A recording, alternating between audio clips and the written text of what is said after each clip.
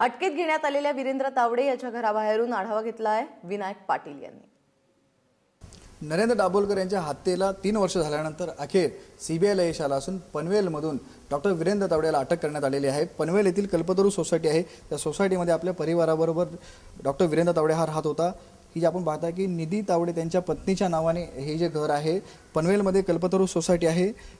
पनवेलमधील जो पळसपे फाटा जाणारा मार्ग आहे पुणे एक्सप्रेस हायवेला, जुन्या हायवेला त्या ज्या ठिकाणी पनवेल संपतं त्या ठिकाणी कल्पतरू ही मोठी सोसायटी आहे आणि त्या सोसायटीमध्ये गेल्या काही वर्षापासून डॉक्टर वीरेंद्र तावडे हा आपल्या परिवाराबरोबर राहत होता। सध्या या घरी कोणी नाही आहे। 15-20 दिवसांपासूनच हा परिवार हे घर सोडून गेला असल्याचं या ठिकाणच्या रहिवाशांकडून सांगितलं जाते।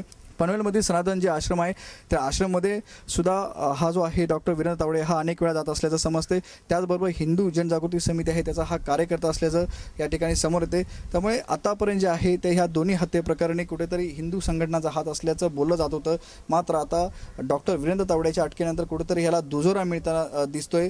त्यामुळे हे जे आहे ती सनातन संस्था, हिंदू जनजागृती समिती यांच्या या दोन्ही संस्थेच्या बाबतीत आता संशयाचं वातावरण या ठिकाणी समोर झालेलं आहे। त्यांची सुद्धा चौकशी होणार असल्याचं समजते।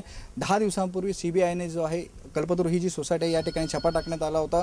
त्याचबरोबर सनातन संस्थेच्या ठिकाणी सुद्धा सीबीआयने छापा टाकून तिथे वीरेंद्र तावडे आणि इतर साधकांची चौकशी केली होती। रात्री तावडेला अटक करण्यात आलेली आहे। आज पुन्हा येथील न्यायालयात वीरेंद्र तावडे यांना सादर करण्यात येणार आहे।